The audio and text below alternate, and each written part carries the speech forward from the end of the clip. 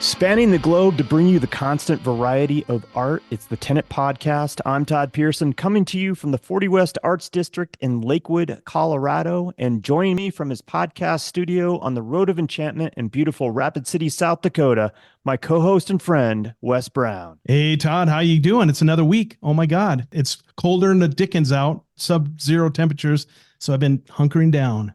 Yeah, what's the temperature in Rapid City today? The current temperature right now is -7.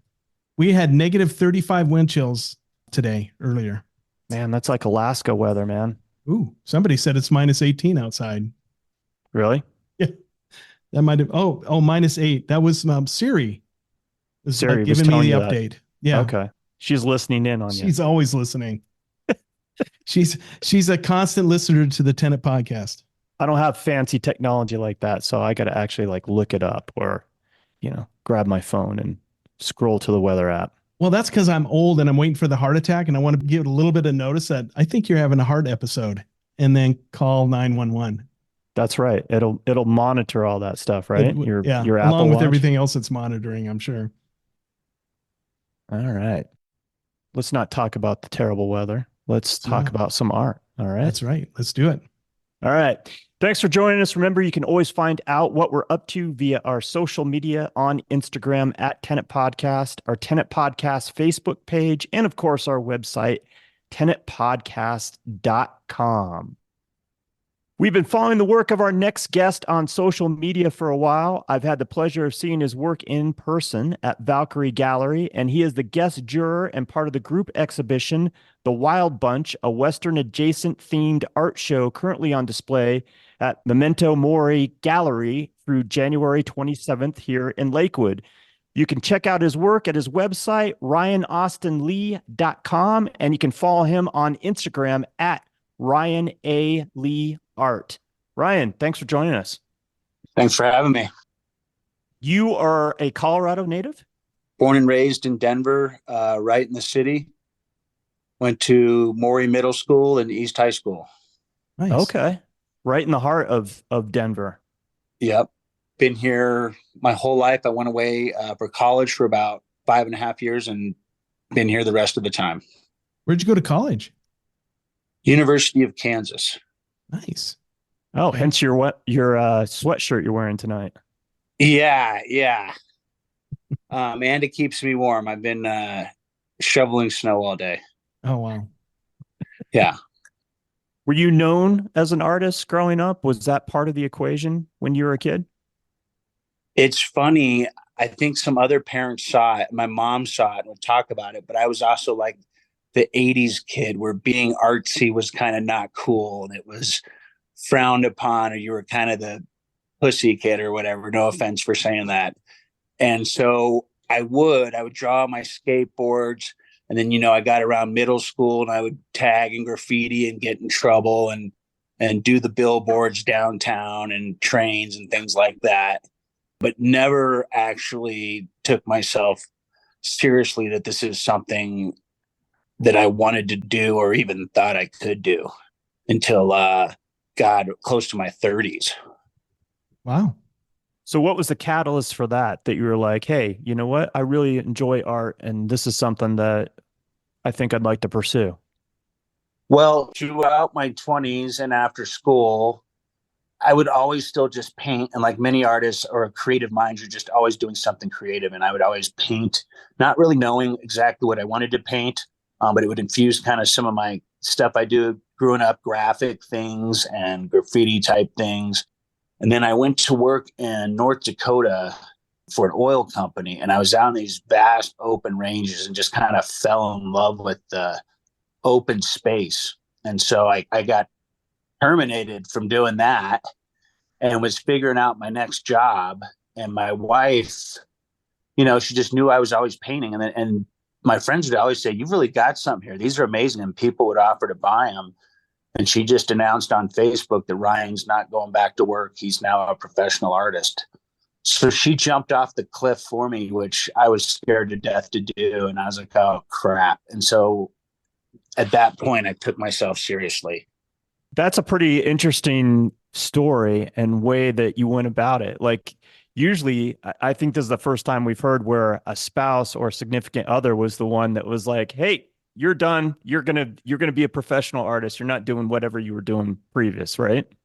Well, and I think a lot of artists have low self-esteem where they think, I can't do this. No one wants this. How am I going to make money doing this? But I would still always be in my studio painting and like what I was actually producing. And people all around me liked it. I just didn't have the nerve to claim I was an artist. And also, I always kind of felt like it was pretentious to say you're an artist. So I just wasn't real down with the idea until I became one. And then I loved it. And I, opened my mind up and I started being around other artists and the shows I was in and seeing what the art world's about. And that's where we are now. Right on. So you're completely self-taught? I shouldn't say completely. My mom was a designer and she has really good taste in color and all that. My dad was an architect, so I probably picked something up there. But neither of them were artists. I would take art classes. I took an art class in high school and I took, maybe 6 hours of figure drawing at Kansas University. And that's too where it started to kick up again. I said, I really, really like this, drawing the nudes and charcoal and whatnot. So you did have that foundation. Yeah, but it was all genetically I did. And I was exposed, my mom would take me to museums and just how she kind of picked out furniture for her design and stuff. I'm sure a lot of that rubbed off on me. And I think a lot of the skateboard movement, the pop 80s kind of skateboard movement was real artsy. And combined with that, really pushed me in a creative direction. But it was all kind of hidden under the surface because I didn't see myself as an artist. And thought artists were weirdos that make no money. Well, that's what society tells us, right? Like you can't make up money as an artist, Right. and you're going to starve. But well, that's cool that you made that jump. How long has this been since you've decided to make this your profession? Oh, it's probably been 10 years. Yeah. Has it been easy? It was at first, and I kind of got high on myself because I got accepted in a big show. And so I thought it was going to be easy from there on out. The last few years I've had to, learn the hard way, like about the business side of art and marketing to the point where I'm self-admittedly, far behind other artists as far as self-marketing on social media, things like that. I think that's something that everybody's always trying to figure out and trying to see what the special sauce is to make their art life go. Yeah. So I've sold, and to answer your question more, it has been just self-sales and people seeing it and saying, I want that. But I haven't been pushing it out there like I would like to. I've been fortunate enough where people have seen it and wanted to get their hands on it. That's a good position to be in. Yeah. Yes. So take a moment and talk about the work that you do and a little bit about the thought behind what you do. So I didn't plan on this. I was kind of, as I told you, I've always liked these big open spaces like Eastern Colorado and all the sugar factories. And I was driving around North Dakota. So when I first started painting, I was fascinated with these vast open spaces. And so I would kind of paint them, but they were all kind of boring to me. And I just thought landscapes were kind of repetitive, and a lot of people do landscapes. So I did a painting of a bridge overpass. It was later called Exit 240. And it was originally this guy crawling out of a sewer, like in the middle of nowhere, like he had just had the worst night of his life. One of those drainage sewers next to a hill, and everyone I knew just loved it and was laughing. And I kind of found thematically what I wanted to do. And that was to do these kind of stories in the middle of nowhere, these New West stories that you think couldn't even happen. They're kind of like a dreamscape of these things happen in random Western places. Yeah, I noticed that like a lot of your paintings that I've observed on your website and in Instagram, they definitely have a narrative that kind of goes with it. So I love that idea of telling a story within it, and the color and everything about these just really drives that story. I love that. Thank you very much. Yeah, there's a graphicness to your work that I think is really striking and really is arresting. It really sucks you in as a viewer. Thank you. And yeah, it's funny because when I start doing the paintings, I don't necessarily say, hey, this is the story I'm going to tell. The graphic part is what I really start with when I picture in my mind what I want. It's the kind of the color and the shapes. And then I kind of fill the story around that. So the story kind of develops after you start your piece then, huh? Yeah. And I have pieces that I've reworked 3 or 4 times or I've had for 5 years. I have never just gone through a piece and done it. I'll have a piece that I think is dumb and terrible. And then just one day it comes to me what to do with it. If you look at one, for example, like a painting called The Holdup, and it is a painting of some cowboys and Indians kind of hijacking a Greyhound bus in the middle of the desert. Well, that was just a painting. That was a picture I took in Eastern California, and it had sat around forever. And I thought it was just this boring landscape. And then it just came to me. I saw an old Western where they were doing a hold up on a Western roads on a stagecoach. It was a Charles Russell painting. And I just did this and made this a modern version of that. So a lot of times I'll get these paintings that come, they just end up the way they do. They didn't start and be meant to be that. Do you usually work from sketches before you start painting, or is it just strictly going to the easel and starting to paint? I should sketch. Sometimes I get bored and just throw color. I say, I think I want orange there and put orange there. No, I don't sketch anything. I have a Microsoft Word document of ideas I have in my head. And then say I get the painting in my head, and then I'll kind of research all kinds of photos of kind of that, of ideas of like what I want to do. And then I'll kind of just start laying out spaces. And then at the end, I use a lot of paint pens to kind of lay things in, which are a nightmare. I would never suggest people to use paint pen for anything. And then I just put a finish on it after that. But I mean, I have 7 or 8 canvases sitting there that go in, out, in, out, in, out, not knowing exactly what they're going to be until it's done. I'm freaking out now because I have, 8 kind of paintings that are just, I don't know what I'm doing with them. And I have an art show in a month and a half that they're all for. And I'm just kind of laying in colors. And like you guys mentioned, the graphic quality, a lot of the sharp lines and the prawn kind of feel I put into a lot of my paintings. I have about 8 canvases with no idea what stories I'm putting on there or anything like that. So historically, how do you break that pattern where you have a bunch of, does it just like one day something snaps and they kind of fall into, or that one falls into place? Yeah, it does. Like 90% of the time I'm screaming at myself and saying I'm going to paint over it's stupid. And then like I'll have one good day on it and realize it's a good painting that's coming together. They usually come together at the end.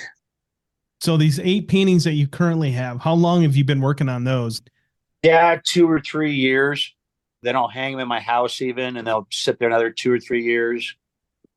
This is a piece that definitely falls into that graphicness. Oh, I love that one. Oh yeah. That's an example of like me. I took a picture that way out in Eastern Colorado, and the graphic quality around it, I just made up those fields.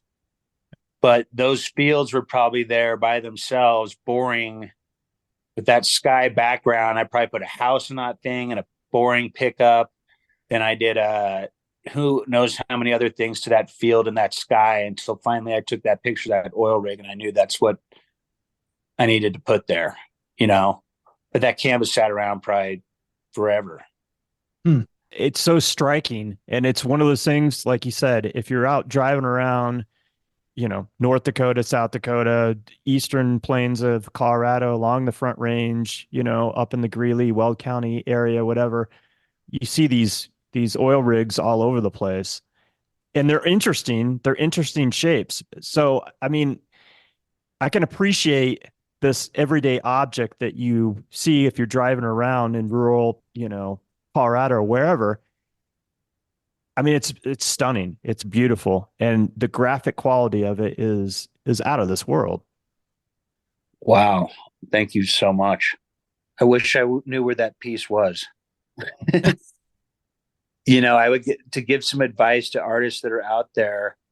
I just took pictures of my paintings and then sold them and just had the pictures for reference. I never thought to take like high megapixel paintings. Everything I took was just with the little snap on my phone at the time, which weren't even smartphones. So I have all this art out there that I don't even have good pictures of. So all artists, you should take really good pictures of your stuff before you sell it. Yeah. Yeah. This one, I was looking at like I said, your Instagram and website today, and I definitely stopped at this piece, and probably because it's familiar, right? Because I'm in South Dakota and these things are everywhere.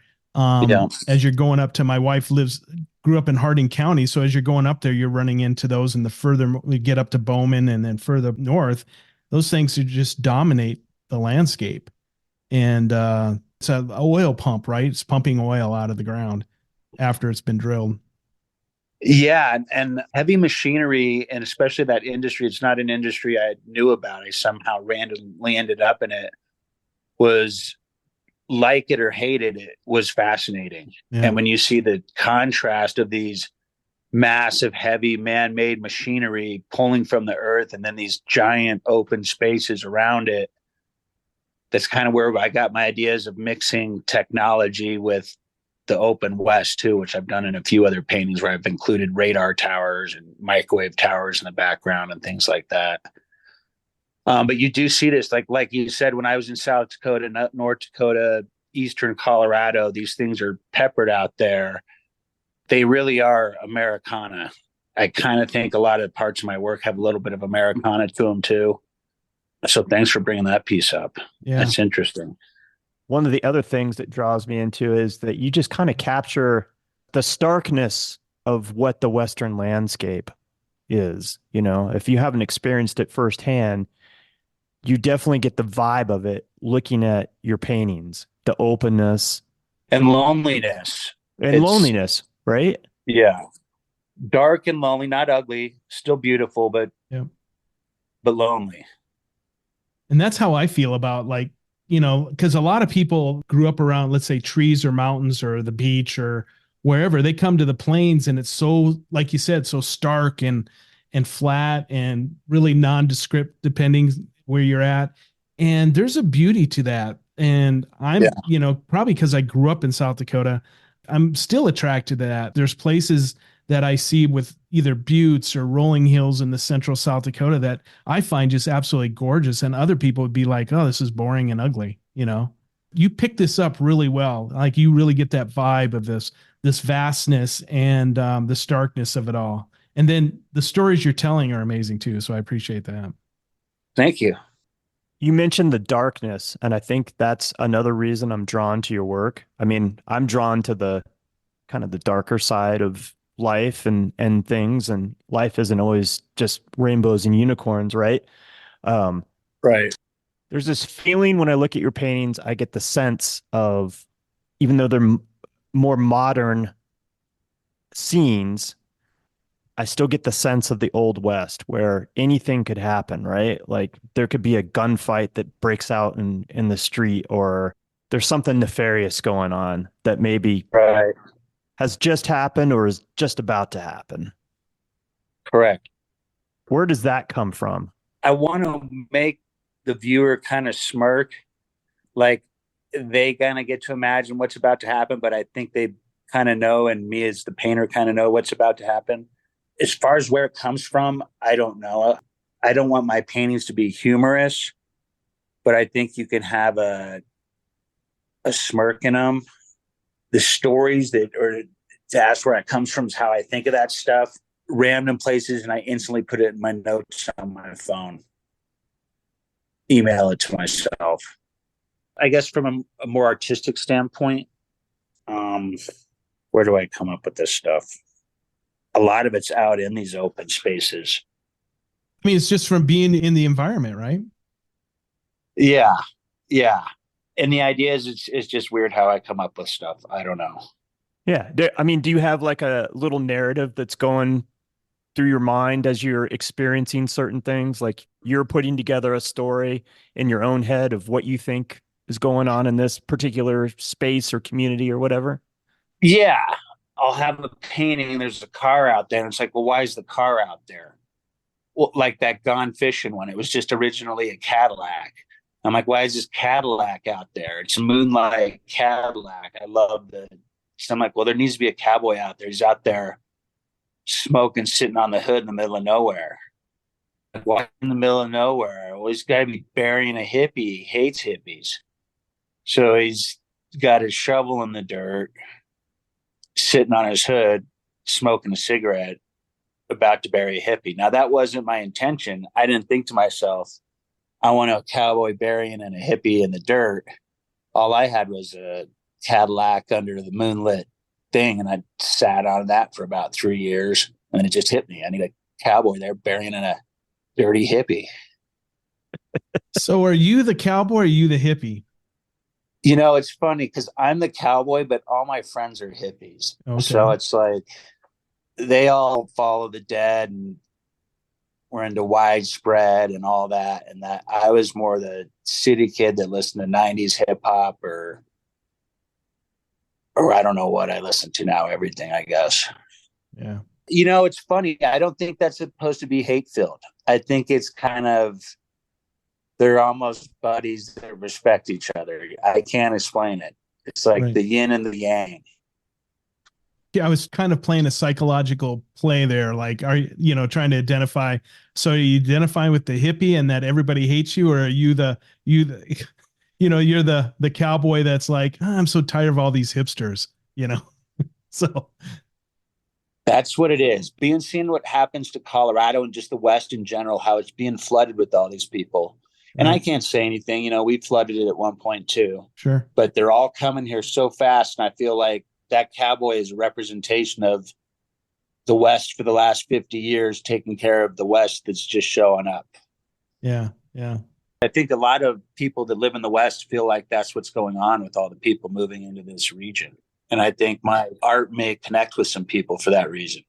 yeah. And I'm of the older generation now, and I think we all feel that way. You know, we look at the younger ones, and you know, we're like, ah, shit, you don't understand what it's like, and you should have lived when we were around, and you know, we always do that. And my dad did it with my generation, and you know, all the way back. You know, we always think these youngsters don't know what the hell they're doing and whatever, and they come around eventually. But so I totally relate to that, and we are tired of people moving in. Like even my little town of 75,000. There's more and more people moving in all the time. And I'm like, my house prices are going, my property tax is going up. And, it's just all that bullshit. But that's just Yeah. progress, right?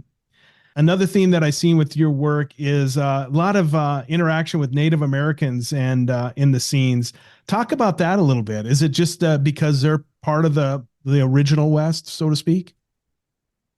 Yeah, but I don't see him like that. I see him more as kind of punk rock, and I don't mean to use their culture like that, but I see them as kind of urban Indians, and kind of like how I see my cowboys as urban cowboys. They're out in the middle of nowhere, but I see them as kind of rebels of not like against the white man. They're almost like caretakers. I almost see like my paintings as like the road warrior, and they're Mm. just they're another tribe out there fighting for gasoline.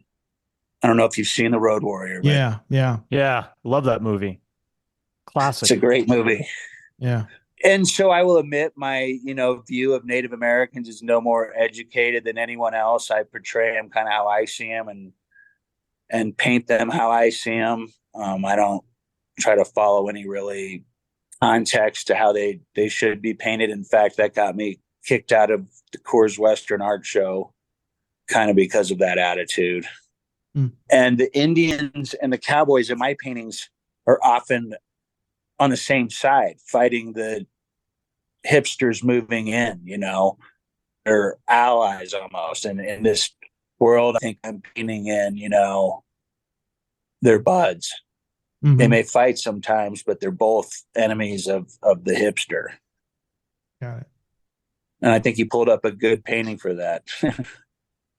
Yeah, talk about this. This is entitled "Have Your People Call My People." So yeah, you got the yuppie out there in his '80s Mercedes, and that's how they used to talk. Hey, have your people call my people, and just you got having no idea he stopped in the middle of nowhere, and these guys are about to get him.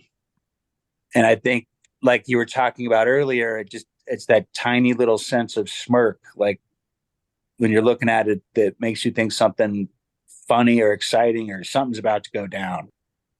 I love the fact that there's an arrow in his car that's on fire. Yeah. Thanks. Yeah. Oh man, it's a great piece. And you know what? If you extracted, here's where I really enjoy your work too, is that on the level that if you were to extract just the human aspect of it, if you were to extract the Native Americans and the guy in the Mercedes out of it, you could have this like stunning landscape that Yeah. is just the background of this particular piece, but it's like in its own right is out of this world. And then you put the narrative in there and it's multi-layered and fantastic. Thank you. Yeah, that's kind of like those landscapes is how I was starting. And I really loved them, but I just thought there wasn't enough. There something needs to be happening in front of this landscape that, so they contrast each other, that they bring each other out. And so that's when I started really, like you said, layering it and putting stories over the landscapes. The other thing that I appreciate about your work is that I see that it's multifaceted on many different levels, and you're exploring style and content. I mean, you can definitely tell that there's a thread that runs through it, but at the same time, some of these pieces looked like they could be painted by somebody else, because stylistically it's a little bit different. This one's called Only the Lonely, speaking of loneliness in the Western landscape. This one is like crazy, like how good it is. Yeah. Thanks, man. That's another one where I think I took that. Is that Devil's? That's not Devil's No, Tower. that's Steamboat South or Dakota, Steam. isn't it? Nope, that's in New Mexico. That's Shiprock. That's what it looks like to Okay. me. Yeah. I use all my own pictures. And you can see there that I painted the horse. And I remember on this one, it just wasn't enough. It just wasn't enough color. It needed some pop.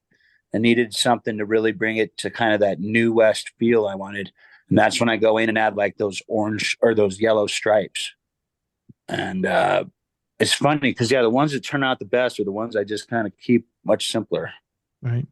And I've even seen that on one of your posts where you had posted something and it was more on the simple end of things. And you even commented on it. You're like, I think it's better if I just keep it simple. Mm. Right. I love the yellow lines in there. Yeah. I do that a lot with my work. And I think that's directly from my graffiti days. Ah.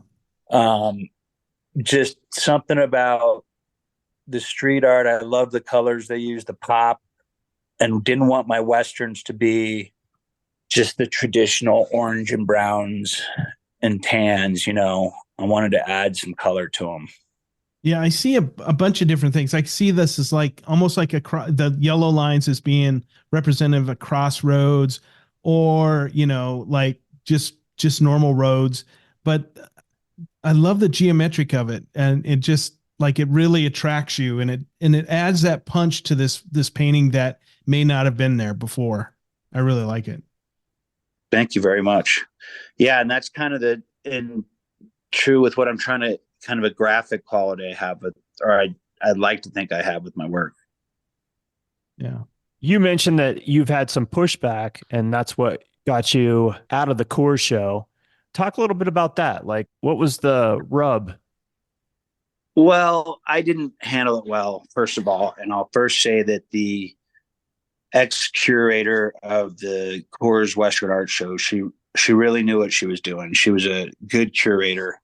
She discovered me, and just it was an honor to be even getting that show. And I was in the show 3 years, and on the third year, She told me kind of after my second year that my paintings could be a little edgy, a little aggressive, and try to remember that the buying crowd was a little more traditional Western, I guess. So to tone it down, the painting I took the first year was Exit 240, and another one was natives jumping off a cliff and attacking some diners.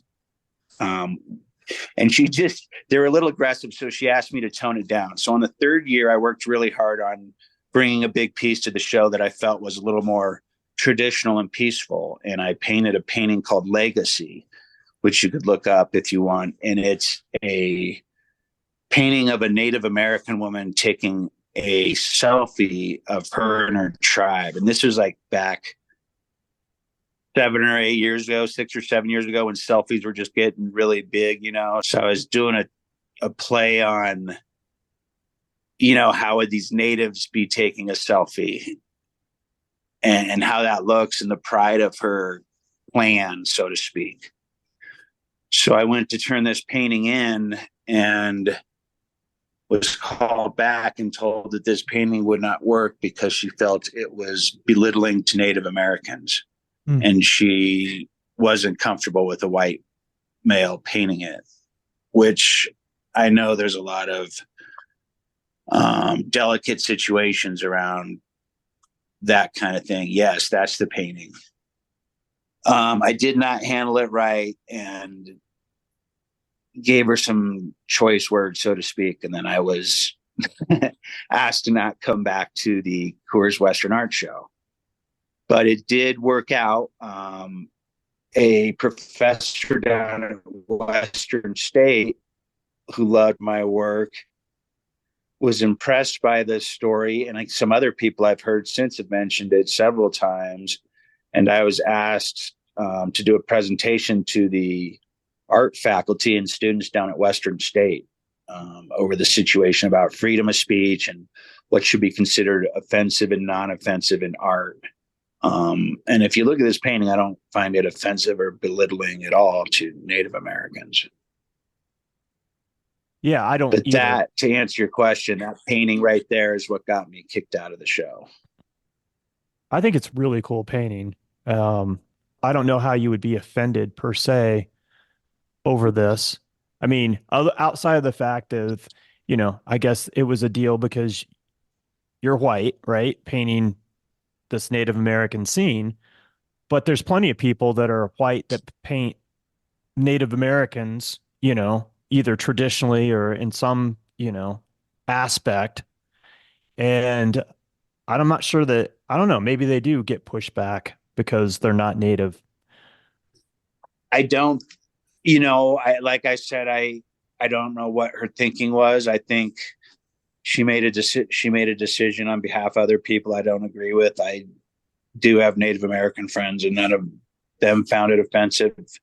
Not that they speak for everyone, nor do I. I think the situation could have handled a lot better because I actually think it would have been a beautiful piece for the show. And like I said, I've moved on and forgiven because she did give me a chance to even be in that show for 3 years. And you can say that led to a lot of better things. Yeah. I think people are so, and I think we're starting to come out. Let me finish my thought here. I think we're starting to come out of it, but people are so weird about holding on to tradition and culture. And they're afraid that, if somebody else is doing it, then it's not authentic and you're trying to steal the culture. I mean, we hear this all the time. And I just think I have a problem with that in the sense that I think, going back to what you were saying at the students is there's a freedom of speech that's involved here. We have this right to interpret what we want to. It's one thing to like paint a bunch of Native American or African American people or whatever, and then try to say that like you're African American or you're Native and this is traditional Native stuff. You're trying to pass it that way. But if you're just borrowing their culture because let's say you respect the culture, and in this case, I think it's very tasteful and it's kind of got a modern spin. They're in traditional garb. Yeah, I would have a hard time seeing what the problem was, but I think we were, and maybe in that time, it was, this whole cultural thing was really, really sensitive at the time. And I'm hoping that we move out of this because it just stifles people. That's all it does. Oh, I agree 100%. I think 85% of people agree with us. I think it's a small percentage of people and what's ironic, they themselves choose to be the identifiers and speakers of other cultures that they are Right. not part of.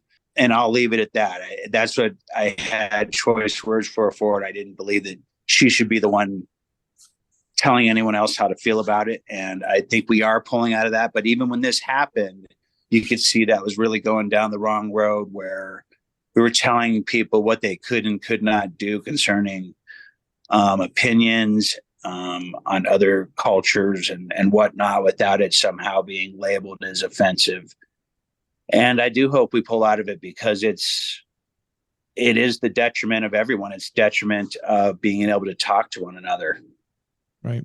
It's a sign of the times, like you said. Like this woman is taking a selfie with her phone with her friends and family in the background. There's nothing to get upset about it. It's a Right. really beautiful piece and really beautifully done. When you were asked to go speak to this class, what was that discussion like? Did you have people of color that sat in that class? I mean, was it a good discussion? Oh my God, it was terrifying. I went down there. He said, "Hey, can you come down and speak to some of my students and stuff?" And it was down at Western State. And I thought I was going to, walk into an art room with like, a little clay wheel and 4 or 5 kids sitting on wood stools. And I got down there and it was an actual brand new auditorium with all the faculty, all the students. It was dark black. I was up at a podium. I was not prepared at all. And they just put the painting on behind me and started asking me questions. And I felt horrible because it was just this great opportunity that I didn't quite understand was going to be this great opportunity. And yeah, it went well. There was a newspaper, the Gunnison Times did an article, and the kids had some great feedback. Of course, they're college kids, they're a little emotional. So there was a couple of them that were like, I do find it offensive. But I was polite and rolled with the punches about it and told them where I was coming from. It was, in my view, very productive. Good. And no, I did not get any at that time much negative feedback where I don't know how it would be now. I don't know if you put this in front of a college students now, how it seems like they're just trying to find a way to be offended, even if they're not. Right. Yeah, that's definitely where we're at right now culturally. And great art should facilitate discussion, right? And Right. conversation. And at the very least, if that's what this piece does, then it's successful. But it's successful on so many other levels. You should be proud of this piece. Thanks, guys. I am. And it's funny? I still have this piece because it's so big. It's sitting in my garage. Yeah, it's 60 by 60. Yeah. Do you work large all the time? I would if I could.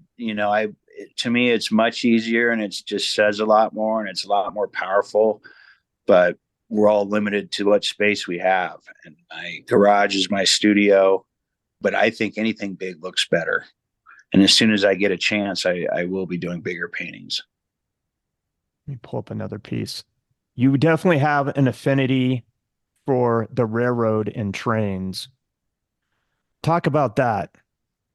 All that Eastern Colorado stuff. My mom grew up out there, Sterling and Fort Morgan, all there. And my grandpa was the president of Great Western Sugar. And he started on the sugar floor shoveling sugar and worked his way up to be president. So they all moved around Eastern Colorado. And so my mom would always take me out to these little towns when I was a kid. And I just, again, loved all these open spaces and the trains, and especially the sound of train horns. And it's funny you ask that because I never intentionally think I'm going to paint a train and then just somehow a train ends up in my painting. I have that kind of problem sometimes with cars too, older cars. But I think I think it represents where we're stuck and we're watching something go away and wishing we could be on it. You know, it's like everyone leaving us, like the train's leaving and they're all on there and I'm here. This piece that I pulled up is called Public Transportation, and you have one guy that's jumping over the fence, and I assume his other buddies are the ones that are in the train car jumping the train. Have you ever jumped a train before? Right. I have not. I have woken up on a train, but I have not jumped from a train. I always wondered what that would be And that like. was in Kansas. In Kansas?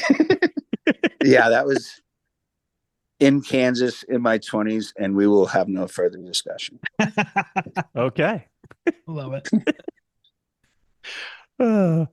I love this piece because I've always had thoughts of like what it would be like to ride the rails. I mean, there's a romanticness to it, right? Of hopping a train and seeing where it goes, seeing where you end up, and the adventures behind that. And I went to college and lived for a certain amount of time in Fort Collins, and the train goes right through Fort Collins. And I remember during the summer, it would come through and it slows down as it comes through town.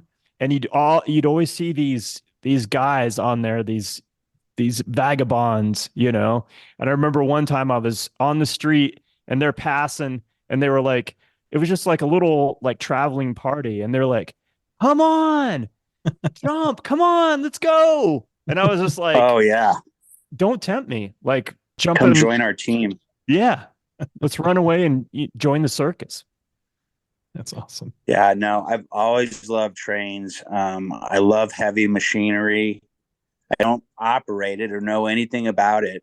They remind me of horses a little bit too. And I think they are a big part of America. I mean, I know everywhere else in the world has trains, but what they mean to America, I love them.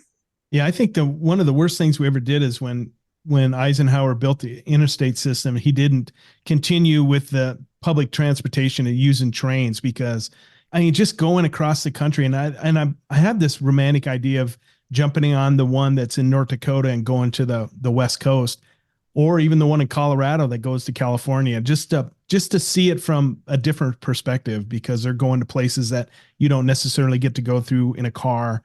And I always love to see what's like on the other side. So I have kind of this same romantic. I don't want to jump a freight train. You know, I'll definitely jump in like an Amtrak, but I've never done that. The only place I've ever been where I rode trains was in Japan. So that's because you had to. You remember the movie Stand By Me, where they're all crawling across the tracks and they have to jump off? I grew up loving that movie, and train in there too that movie just made it for me. Yeah. What does art do for you? I think for most creatives, I'm not going to pretend I'm original. It keeps you sane. I can't sit still. And the only way to find something to do, keep my body working, has been the last 20 years or 15 years now, is art. I don't get a lot of joy out of, I mean, I'll watch TV, I'll read a book, I'll go exercise, but those are all things that I kind of do because they're supposedly good for me. I don't get a great joy or drive to do it. Where art, I feel like I almost have to be doing it. You know, even my Christmas cards, I don't send out Christmas cards. I make Christmas cards, you know. It offers a portrait for a lot of us, like who we are. I hate to say, or where we are mentally. I think as much as I like my work, I think it does kind of show a window that I'm not all there. Nor are most of us. But, you know, what's that saying? The eyes are the window to the soul. I kind of think like art's a little more than window to the soul. I think I can explain myself better with my art than I can with my mouth. So do you look at your art and go like years later and go, oh, I know why I painted that, because I was going through this? No, you know, what's funny is I have the same confusion people that look at it. They'll go, what were you thinking? What made you feel that? And I know I have the same feeling they do when I look at it, and I just go, I don't know. It does just kind of come to me, and a feeling kind of takes over what I'm trying to portray. There's, you made me think of this. There's a painting I did called Brothers, and it's one cowboy, Waco Pete, holding his best buddy, Lil Bird, and they're partners in a lot of my paintings. And just this like love they have for each other. One of them is dying, but the microwave tower in the background is what I can't explain why that made the feeling for me that it was like these modern day or these old West guys dying in a modern age they're not meant to be in. Kind of like the end of Red Dawn, where they're sitting on the bench and Swayze blows away some commies and he's sitting there with Charlie Sheen and they just realize they're in a world they shouldn't be in. Right. Sorry, I go off on tangents sometimes. No, I love that. But that's what these brothers remind me of, you know. That's a great analogy. I mean, I like that. I like how you take like pulp culture and you're putting, you meld it with the old West / new West, this landscape. And then when you reference Red Dawn, that particular movie, like that makes a lot of sense to me, you know? And if you're not an 80s kid, sorry. Yeah, no doubt. It's a great movie. Oh yeah. It's and a lot of us 80s kids I was a latchkey kid.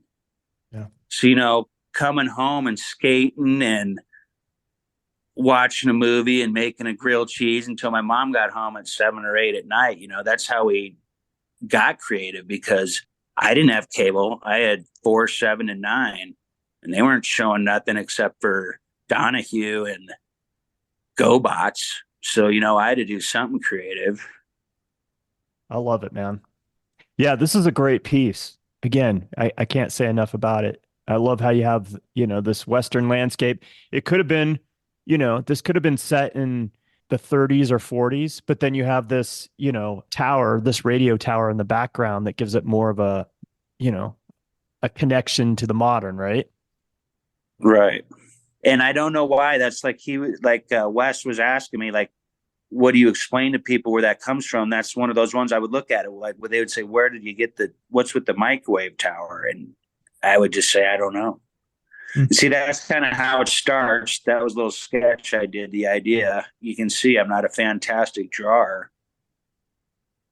But you're a fantastic painter, Well, it takes me, I got to rework and rework and rework.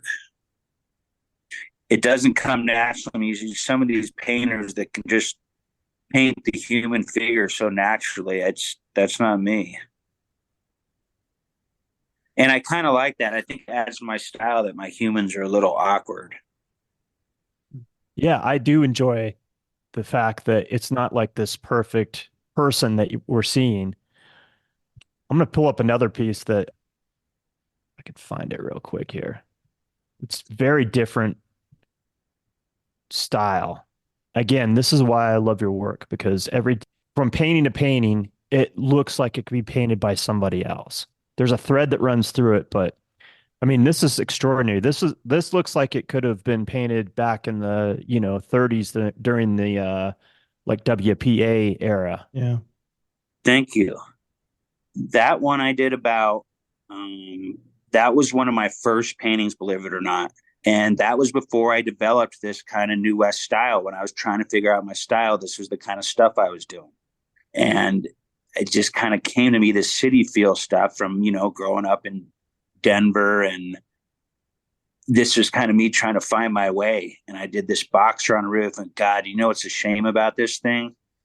I painted over this. And this was a huge piece. This could have gone in like a hotel lobby. But yeah, that was before I was finding my way. Mm.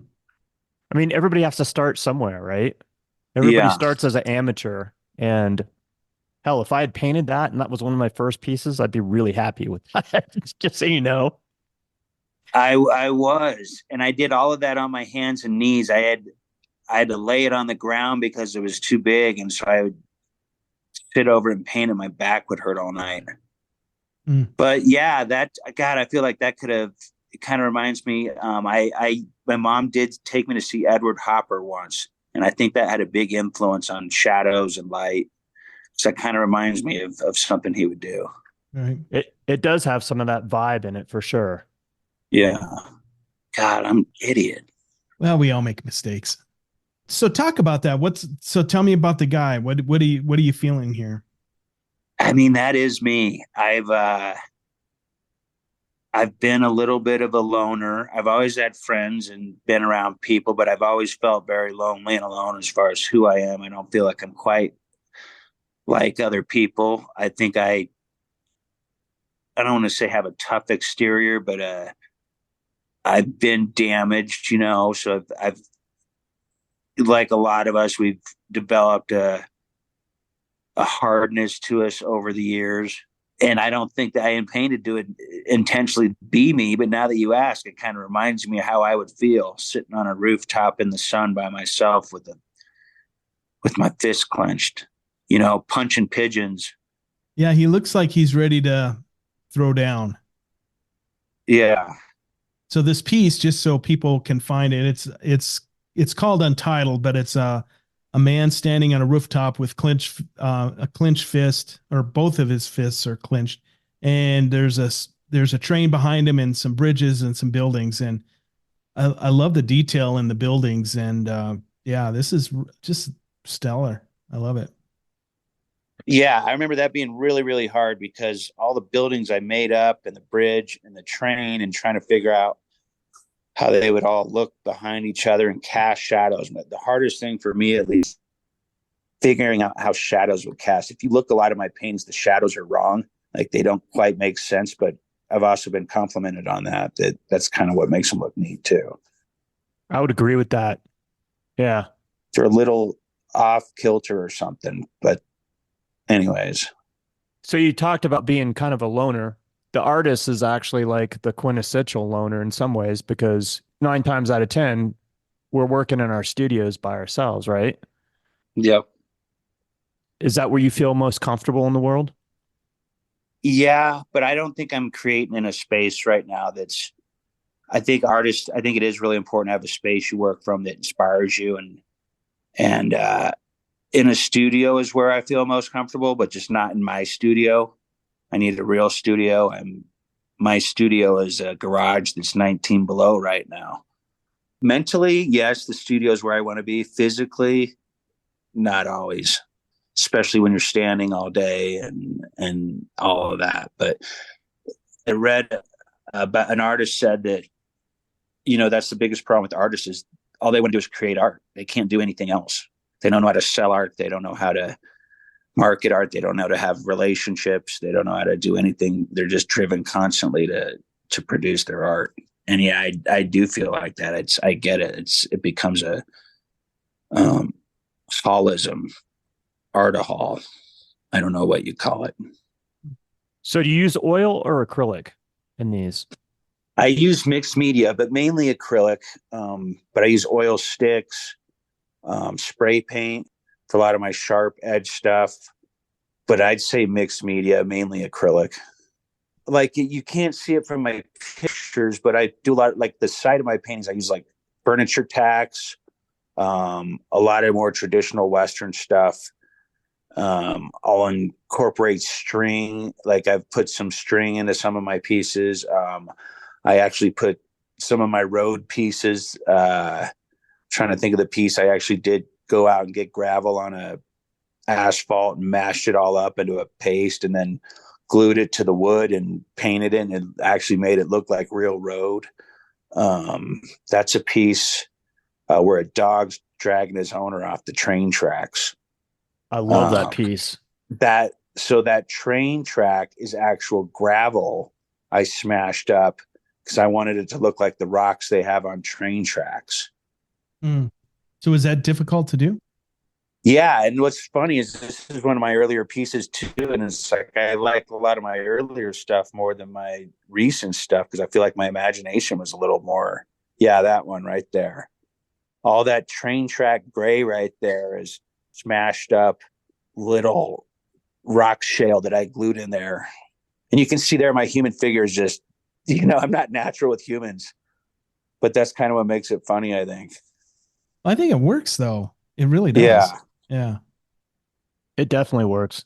I love that you're capturing this relationship between a guy and his dog, right? Like, Right. I mean, there's nothing better than a dog. There really isn't. Right. Right. And then the train's coming. So there's urgency. There's urgency.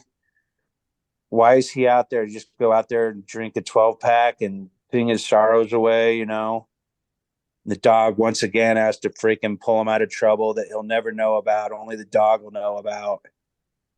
He'll wake up like nothing happened. And just be happy that you're still there. Yeah. And again, like what we were talking about earlier, kind of the train in the middle of nowhere. And I feel like I'm the guy on the ground, like, maybe messed up my life again or drank too much or whatever. You guys made me think, because I never thought these were me, but now I'm thinking maybe these are me I'm painting.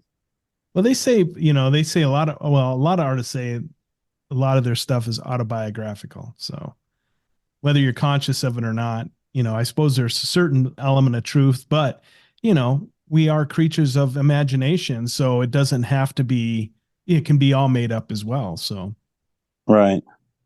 what kind of car is that? That looks like something from the 70s.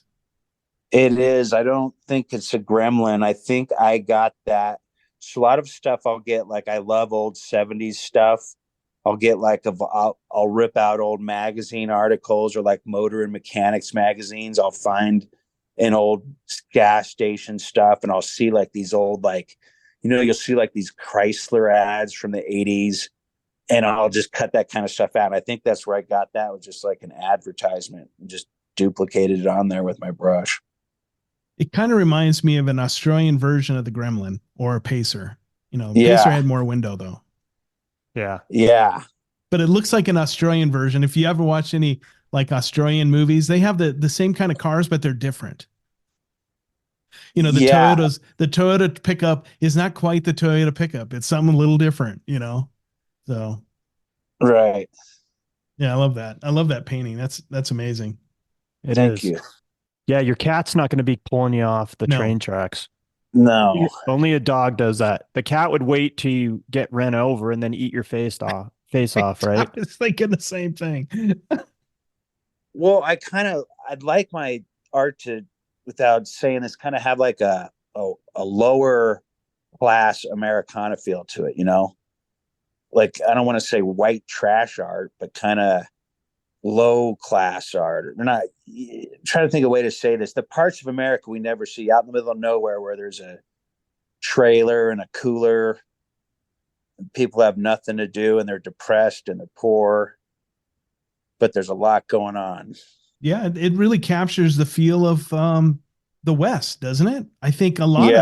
a lot of the West is that way. Not necessarily that they're poor, but they live a simple life with simple means, and maybe money and monetary possessions aren't the most important thing, and they're a subject of their environment as well. Right. And I think it shows too, they want to be out in the middle of nowhere and they don't necessarily think they need anything. I think they're perfectly happy out there in the middle of nowhere. Yeah. In fact, there could be an argument saying some of those people, that live a simpler life and not all about personal possessions are happier. I think you're right. My first house is in a really poor neighborhood, and I went to East, which I know you're in South Dakota West, you don't know, but there's a lot of kids from there come from pretty good families with a lot of money. And the people I know that are from money seem much more miserable than the people that grew up poor. They're much more judgmental. They're much more opinionated on politics. They just seem to have more fervor about things, where when I've been around poorer people, they have things that bother you too, but they seem to not get so upset about things. They see things in a much simpler way. They're the first ones to say, "Hey, stop and smell the roses." Right. They also tend to be the people that, even though they don't have a lot, they're willing to share what they have. I do notice that. I try not to give guys on the street money because, in my opinion, they're going to do no good with it to themselves. But I do notice the people that do give them money, if you think that's good or bad, I personally don't think it's good. But a lot of it, usually what I noticed, is other poor people giving it to them. The guy that's handing $1 out of his car to the guy on the corner is often the guy whose car barely looks like can afford gas to get it around. So I think that's an interesting way of looking at things. The poor help themselves. They help the other poor out. I seen this video on YouTube or something where this person was asking for money from people. And then with the whole idea that once they said yes, that they would be rewarded. Or, and who knows if this is all set up, but they went up to like this person that's sitting on the street, begging for money or whatever, and asked, hey, can you have, and I don't remember what like $10 or whatever. They gave him the $10 he had. And then they turned around and gave him like, a couple hundred or something. It was definitely one of those things is like, let's see who's willing to give money and who's not. But it was interesting because, if it was even remotely real, the person that didn't have anything was like, yeah, I'll give it to you. That's not a problem, Yep. So it's interesting. Very interesting. Which goes against with the idea too, is anything worth it? Like, I don't know if you're familiar with the artist Banksy, but his paintings go for millions. And his new special, in New York, he was selling his paintings like $5 to $10 because there's so many duplicates of his stuff. I'm sure everyone that walked by just thought it was some guy selling Banksy duplicates, right? And they're original Banksys that he was selling on the street. It's funny. I love that. That's awesome. Tenant wants to acknowledge our media sponsor, New Magazine. That's NUE. You can follow both the national and the Denver edition of New Magazine on Instagram. The national edition can be found at new_magazine and the Denver edition at new_Denver_magazine. And I want to share with you something very exciting. Check out the newly launched New Denver Gallery Guide. Look for the signage that says New Denver Gallery Guide that has a QR code. Scan it with your phone, and you have instant access to a comprehensive digital guide to Denver's finest galleries and exhibitions. Find this QR code in your favorite gallery, hotel, or coffee shop as you visit and explore Denver. Thanks for listening. I'm Ryan Lee, and you're listening to the Tenant Podcast. Hey, I read, and this kind of goes back to what we've been discussing, but it was from an interview you did earlier last year where you said that you're conflicted and complicated, that you have a heart for the little guy, and at the same time, in continual conflict with yourself and your surroundings.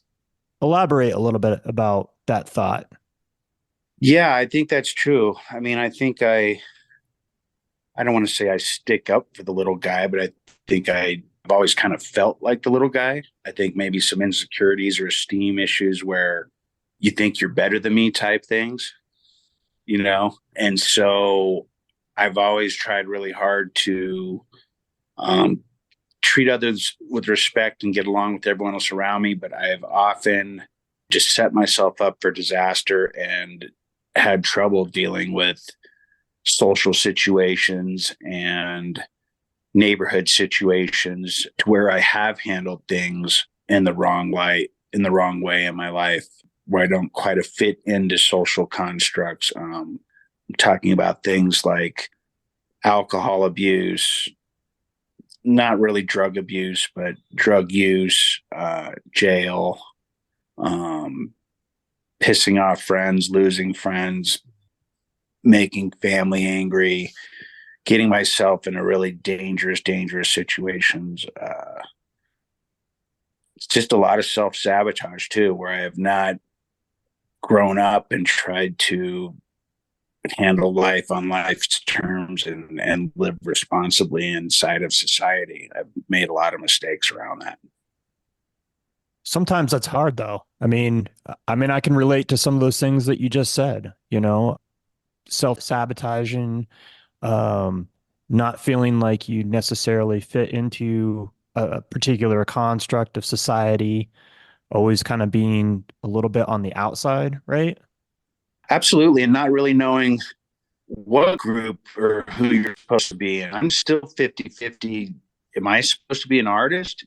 Because I have such doubt on if this is, something I can still do. And there's times that even know that if I want to do it, and, who are the people, I'm in an age now where I don't have a lot of desire to find social circles. I think especially as men, it's much easier for us to be happier alone. And I'm spending 90% of my time alone and in the studio, as you mentioned earlier. So I'm not even entering a lot of social constructs like I should. And then as artists, we especially should be around other artists and feeding off them and learning from them and inspiring each other. But I'm not doing that either, nor have I ever. I've always done everything creatively alone. So pretty much kind of working in a vacuum. Yeah, definitely a vacuum in my own mind. All my thoughts are the same and they're usually by myself. I talk to myself, but I think a lot of people talk to themselves these days. I think that's normal. I think everybody talks to themselves. And I do that too, though. There's a lot of negative talk that goes in my head, and I think that's normal. But yeah, we can be our own worst enemy. That's for sure. Do you feel like you're working your way through it, or are you just still drudging along with it? I'm working my way through it. I'm doing well.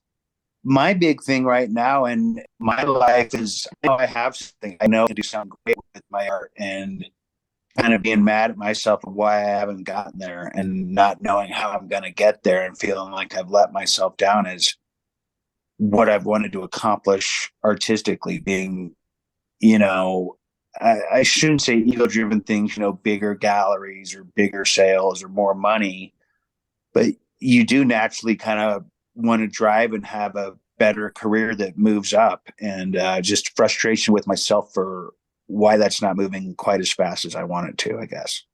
Right. I think that's a common feeling amongst artists that you're not quite where but you'd as like far to as be. the angst, the stress, the basket case, the craziness, I think I'll have that the rest of my life. It's just getting through the day for me can be a struggle, mentally and emotionally, just getting one foot in front of the other. When you're saying that, is that like some depression? No, I think it's fear.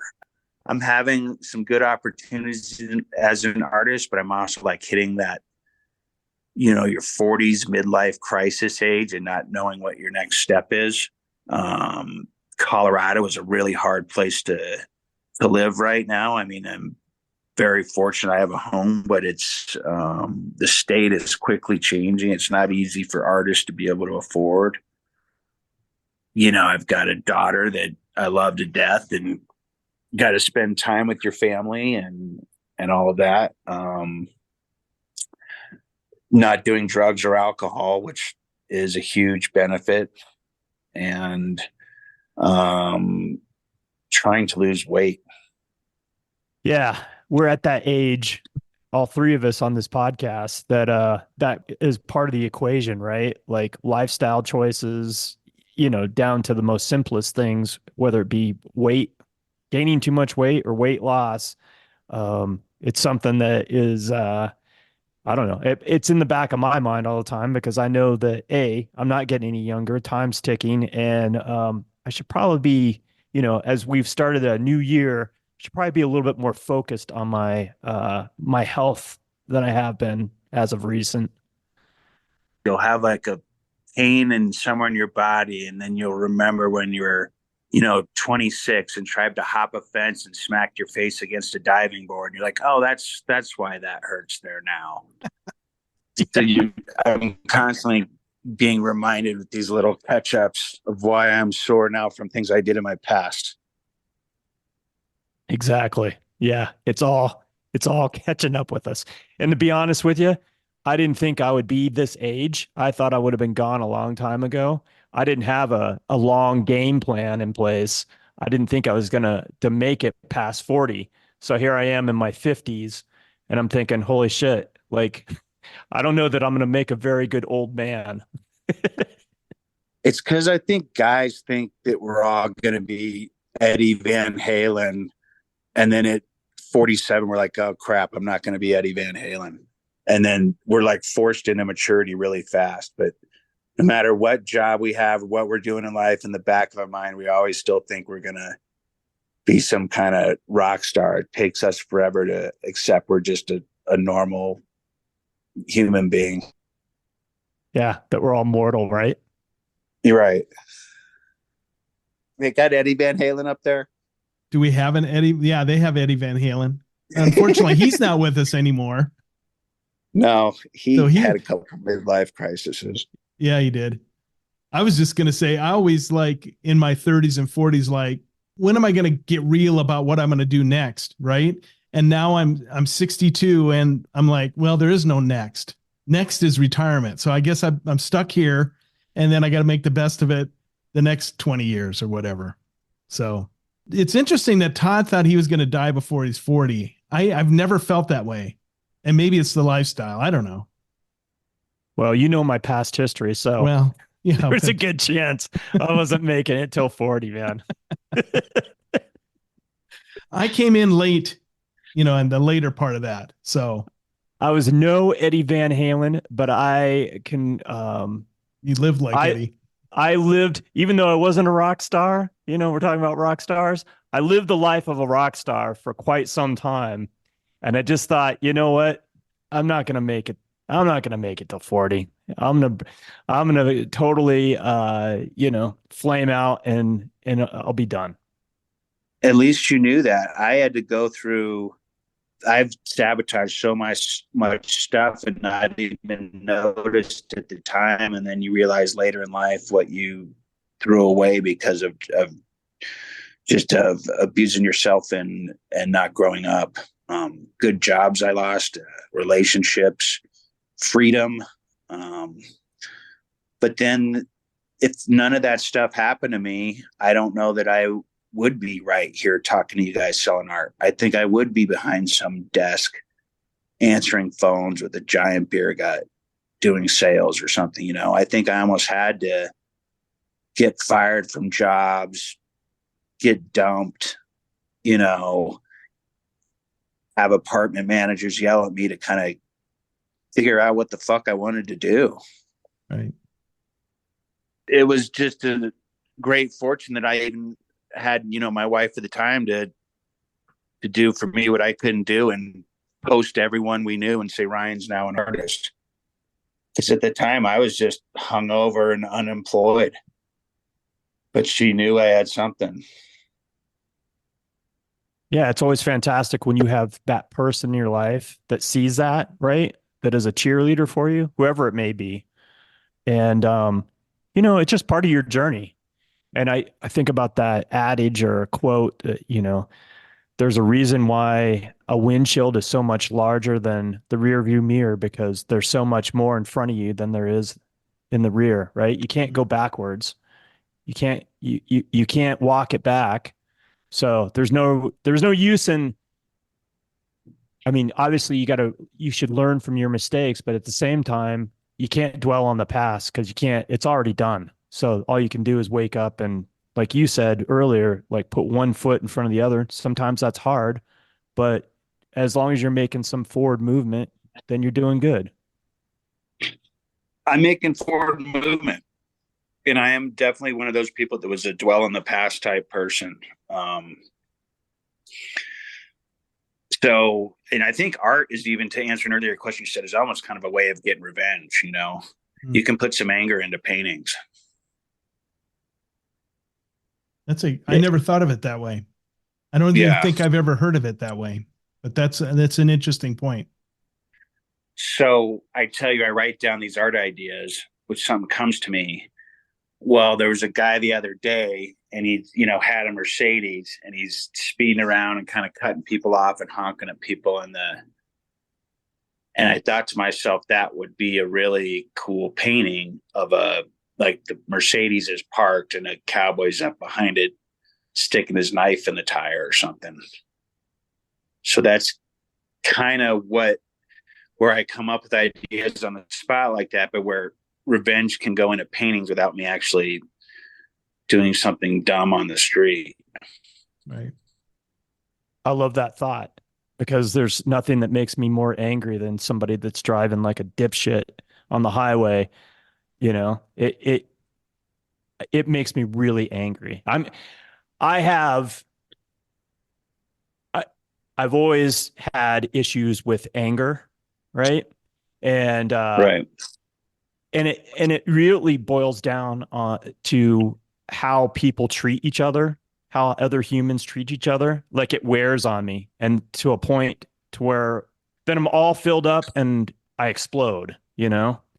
And the whole witnessing that sort of thing on the highway really gets my blood pressure up. Right. And so I can appreciate, hey, I'm going to take this anger and put it into a painting. This is my idea, and this is how I'm going to negotiate those waters. Yeah. I did a painting called Fashionably Late that's kind of about that. And it's an Indian jumping off a cliff, and he's attacking a dinner party.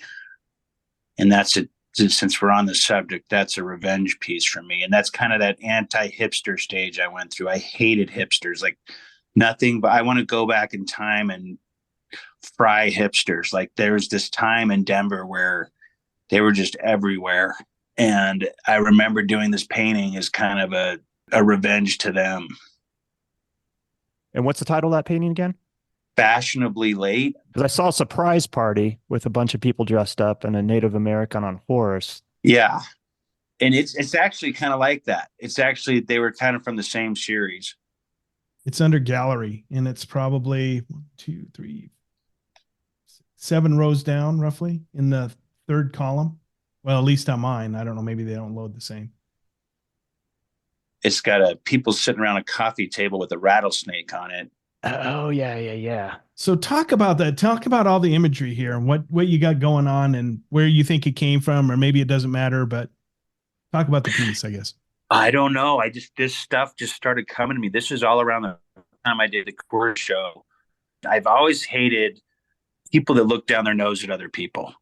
And I'm not saying that it has to be rich people looking down their nose or jocks looking down their nose, but just kind of people that think they're artistically or mentally, intellectually superior. And I feel like that Indian is me now too. And I just want to smash it's like the people when they listed their art of what it is, and it's a 2-essay biography of what that piece of art means next to their art. And I can't stand that. I feel like this painting is kind of an attack on that kind of attitude. And another kind of releasing my anger of all the money coming into Colorado, like it is now to South Dakota. I know South Dakota is getting a ton of people up there. Yeah. It's nothing like what you guys got, but I think all the people from Colorado are moving to South Dakota is what it is. So, right. So I guess what's interesting is when I think of people that are painting, artists per se, I guess that's who people are painting, are artists. Like I look at their painting and I think there's symbolism there, and that they're always starting with symbolism, right? But you're kind of like, you come up with an idea, something pops in, you throw it in there, and maybe not as a symbol of anything other than I hate hipsters and this is me. Yeah. I mean, if you could have me description of like, what's Ryan Lee's artwork, I would prefer it be something like he hates fucking hipsters and paints Westerns. And that would be my bio statement. That's awesome. Oh man. So that's the best thing I've heard all day. It's like, I don't know if there's a new movie called The Society of the Snow, and it's really good. It's about the flight of the guys in the Andes who went over the Andes, the rugby team. They crashed and they almost died and had to eat each other. But my wife or my daughter, like I'm trying to explain this great inspirational movie to her that we watched and how to explain it. And then I heard her tell her mom, this plane crashes and people eat each other. And that's all she got out of it. You know, I saw this big, beautiful movie, but she kept her explanation so simple. Like I thought it was an Oscar winner, and she just tells her mom, like, yeah, we watched this movie where a plane crashed and people eat each other. But that's how I would like my art explained. Yeah, he crashes and people eat each other. You know, just I don't need a long explanation. That's awesome. So I'm killing you with all these, like, tell me what the rattlesnake means. No, you're actually not, because I look at it and I try to take the question in introspect, and I feel like a bum because I don't have a more intelligent answer. But I feel like visually it just kind of comes to it. I know what it means in my mind, but I just don't know how to explain half the things. There you go. That's probably true. Obviously, you know, Bruce Springsteen, he did an MTV thing called Storytellers, you know, a show called Storytellers. And he went in this real elaborate description of this song that he wrote, at the very beginning of the show. Like he played the song and he's like, this is what it means. This is what the vision, this is the story I wanted you to get. This is the, the whole metaphor. And then he says, was I thinking any of this when I wrote this song? No, this is all, I wrote this shit last night. Right. So it's you. I'm just forcing you to kind of like look at it and like interpret it as the artist. Right. So thank you. Yeah. No, that's one of my hardest things is you'll enter these shows and it'll ask you to do these expressive statements or like even though applying to the show, I can't understand what I'm applying to. It's like this show is the challenges of how we see constructs and the ecological cycle of our narratives and compassions, what's come from the heart. Enter $15. And I don't even know what the hell is fucking going on. Yeah. There's an aspect to entering shows and being part of exhibitions, whether it's artist statement or, the precursor to it to get into an exhibition where it becomes this kind of esoteric, convoluted thing that, you're like, what am I supposed to be doing to be a part of this? Right. And I don't know. And then artist statements, it's like, just shoot me. Like, I don't want to read a bunch of bullshit. Like you read it and you go, that's bullshit. Like, I think it kind of makes the art look bad. You can overtalk your art. If you have something that's on the wall, it speaks for itself. If you have to explain it in 3 paragraphs, it takes away from it. I agree. Even if we hadn't had you on and explain some of the things that are going through your thought process and in your head with some of these, we could have a discussion about your art and take it on, at a multitude of different levels. It would still be top-notch paintings, but we wouldn't need an explanation per se. There's a narrative that's there already. And Wes would have a narrative and I might have a narrative. And then, in discussion, and that's what great art does, right? We would maybe suss out a narrative together. Like, this is what's going on in this for me. And then Wes would reciprocate. And then we go, oh yeah, I like that. I could see that, and that's what your art does. It fosters discussion, whether it's inside your own head or with other people. That's what makes it successful. So you're doing something important. It is fantastic. You should feel good about it, man. I really appreciate that. You're currently part of this group exhibition, The Wild Bunch, over at Memento Mori Gallery. How did that all come about? So I've entered a show of theirs before. They have really cool, eclectic shows that their ideas, their themes for shows are always bizarre and kind of out there, but that's what makes them fun. And I entered a show, I think it was Western Adjacent, which is kind of a off-West show last year. And this year they had the same show and just reached out to me randomly and asked if I would be the juror. And I was completely flattered. I'm assuming that means the owners are fans of my work.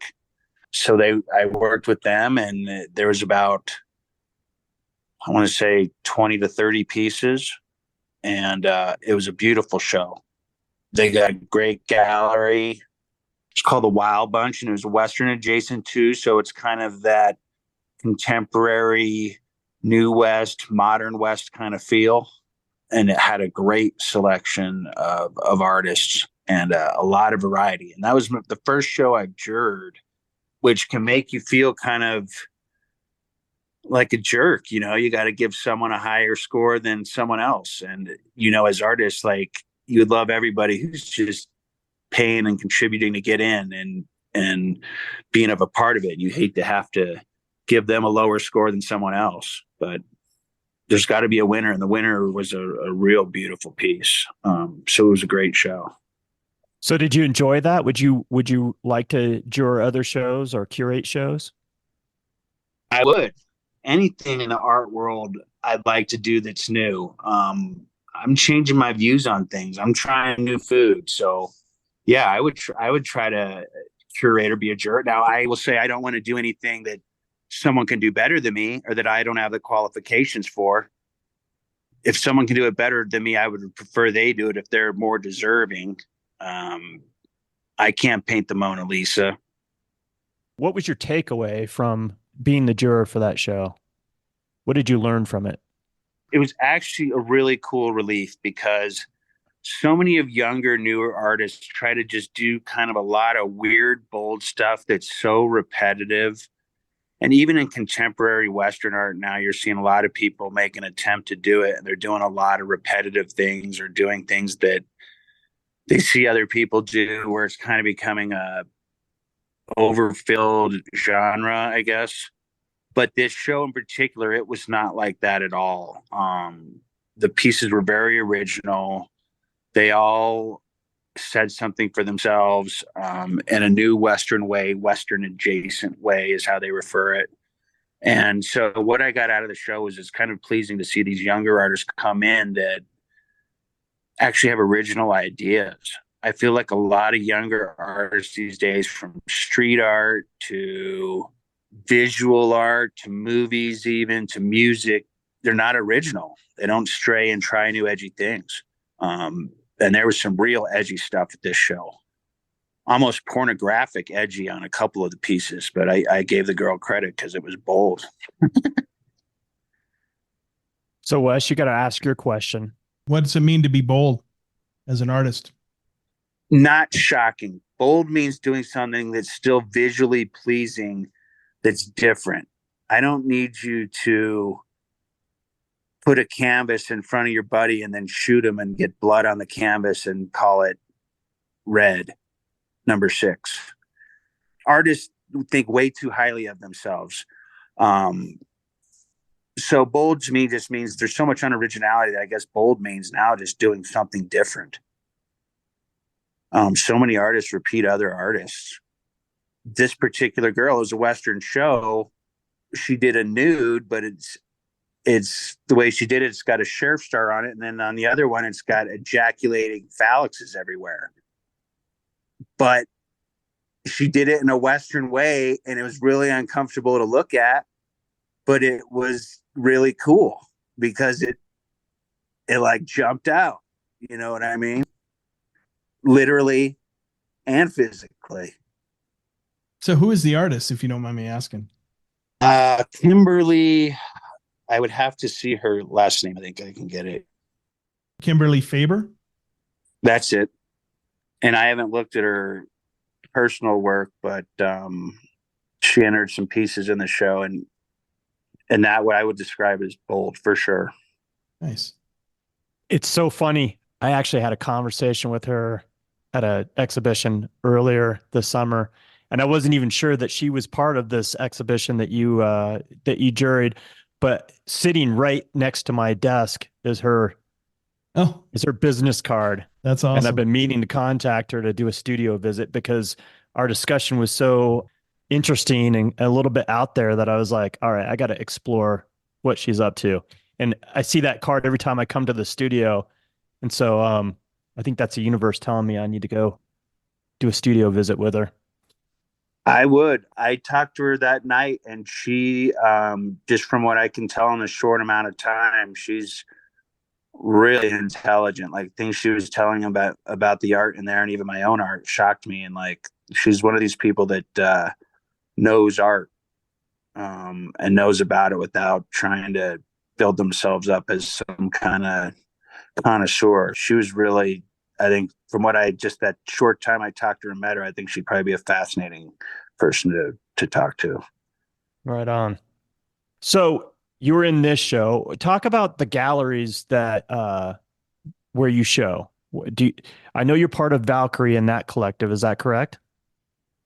Yeah, I was down at Valkyrie. I was at a gallery called Opie, Joyful, and Crested Butte. I've been in a couple museum shows. But right now, I have someone actively looking to get me into galleries. I'm almost even thinking of getting an agent because I'm just not doing things on my own. I'm just doing all art and not applying to shows. And because of my reputation, people are calling me up and saying, hey, you need to get in the show, or I'm having curators and call me and say, hey, do you want to be in the show? And I'll be in them, but I'm not expanding at all to even get into galleries. You know, I was offered by Altamira Fine Art, which is a pretty good gallery. They saw me in Coors and loved me. Visions West is another one I'm trying to get into. It's just I haven't had any I'm not doing it. I'm not being proactive about any of this. I don't even the art world is to me is still foreign 10 years into it as far as do I wait to get discovered? Am I supposed to, you know, I've been in big shows and sold. Obviously I was in Coors. I sold stuff for Sublet Medicine Man Gallery, bought a piece and they sold, which I think is a real well-known gallery, but I'm Yeah. not in any particular gallery at all. But you are still part of that collective, the Valkyrie Gallery in Yes, I Belmar? am. Okay. Yes. I thought you were.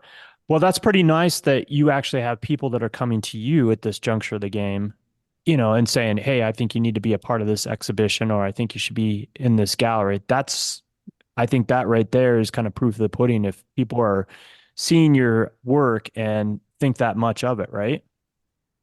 Definitely. And it's to the point now I can't deny moving forward anymore. So I've met with someone that's a marketer. I've met with someone that's a social media manager, and I've just decided that's going to be the direction I go to really try to get my art out there because I have not been doing the traditional route like I should be, which some people still do. But I think in this changing world, you're going to see a lot more people getting their art out there. They're going to have to be their own agents and own marketers and own galleries. I think for sure. And you know, there's no set way of doing this thing. I mean, everybody does it different. So I think Right. I think people think that they're, you know, kind of that old school thought of having a artist rep and all that. You know, I think that still exists, but I think, you know, it's a bit more DIY these days than it used to be, right? Right. You do commissions, yeah? Yeah. I just shipped off 2 days ago. It's on that Instagram bio. It's, you know, not my normal style, but it's commission piece for a real estate firm in Boca Raton, Florida. And how did they find you? No idea. And now I've done 3 for them. Oh. I'll get these customers. I don't know where they come from. They'll just say, I saw you here and I loved your stuff. Can you do this for me? That's pretty cool. This guy is some kind of firm down in Boca Raton, Florida. And every time they get a new member of the firm, he asks me to do a portrait. And this one you see, I think it's the second one in on my, it's got palm trees in the background. There's 3 in there. That's their portraits. Yeah, I was looking at that early today, and I think that's pretty cool that you get commissioned to do these portraits. What percentage of your sales are commissions, would you say? Probably 20%. And you're pretty comfortable with that? You like doing these things? I hate commissions. I do them and I'm always happy. They always turn out good, but they're way more stressful because you're constantly trying to fit what you think the customer wants versus them just buying what you have and did that you want. Right. So, like, I have, okay, if you're in my bio, there's a painting called The Moffat Heist. And this was a painting, this guy, a well-off guy, he has a cabin in Winter Park. And there's a famous train that goes up to Winter Park with the tunnel. And he wanted these Indians, like in my style, kind of hijacking this train by the Moffat Tunnel. So, like in me, instead of just using my regular imagination of how I come to a painting, I'm constantly trying to fit into this guy's imagination of what my paintings are like based on the theme he wants. And it just made going forward, I almost have to tell people, you're just going to buy what I paint. I think that's a great way of doing it. And we've talked to plenty of artists that they pretty much spell it out from the get-go. Like, you don't get to like change things and, you know, have your hand on every little aspect of it. It's like you're hiring me for my style and for what I do.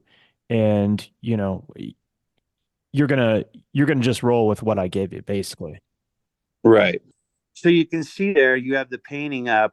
That's the hardest painting I've ever done. because that picture I went up there and took of the train coming out of the tunnel, that I'm like, okay, what I want to do in my mind is I want to have like some old school cowboy and Indians teaming up and robbing it or sabotaging it. And that's because that's what he wanted. That wasn't really my idea. And the painting turned out good. But it was just mentally the hardest thing I've ever done, trying to figure out how to make him happy and still fit my style. Yeah, I could see how that could be stressful, you know? Yeah. Yeah. And this doesn't, as much as I like the piece and thankful, it doesn't feel like natural to me. Like it didn't come across as like one of my other pieces. It feels kind of forced. He's also hiring me again to do 2 big commission pieces because he loves this one. And so on this one, he is letting me do more just what I want to do. Nice. Yeah. And again, I don't know how I got him. He bought a piece of mine like 5 years ago. I saw your stuff online. I love it. And, me not being professional as I need to be, how did you hear about me? Did someone recommend me? Can I, I'm not doing that kind of things. I'm just still stuck in artist mode of, okay, well, you can buy it or I can paint you one.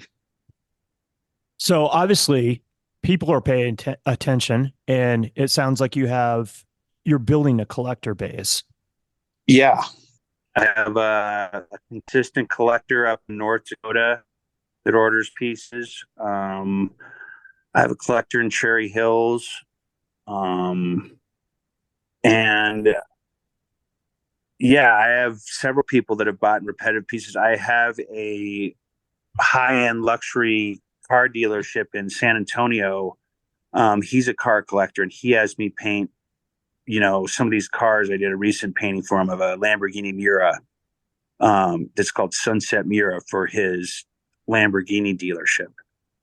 So he loves my work that's Western, and he asked me to incorporate kind of some of these cars into my stuff, which with him, I've had luck because he lets me have a lot more freedom with it too. That's pretty cool, man. Yeah. And I would tell I heard this too. Someone told me, if you can get 4 or 5 people that collect throughout your life, that gets you through your career, just really take care of your collectors. And if they buy a piece every other year, you got 4 or 5 people that do that, that'll really get you through those tough times. Yeah, it makes total sense. I also read on your website that you give a portion of your art sales to an organization called Children of the Pueblo. Talk about that and what that organization is about and why you do it. So it's 1% of all my art goes to Children of the Pueblo. It is an organization that puts coats and winter needs on poor Native American kids. I don't do anything for the organization except give them money. The girl that runs it I think she's in Arizona now, was originally here in Colorado.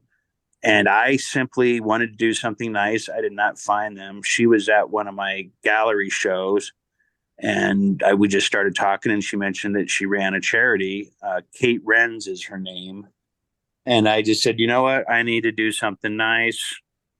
I decided, as a portion of my career, that it would be nice to give back a little. I was getting good amounts of money for my art I couldn't even afford myself. And so I wanted to share the wealth. So each time someone buys something from me, I pull out a checkbook and send her something. So, if someone's buying something for $50, she gets 50 cents, but usually it's not that small, and she once a year sends me a newsletter of what's going on with her organization and how they're clothing poor Native kids.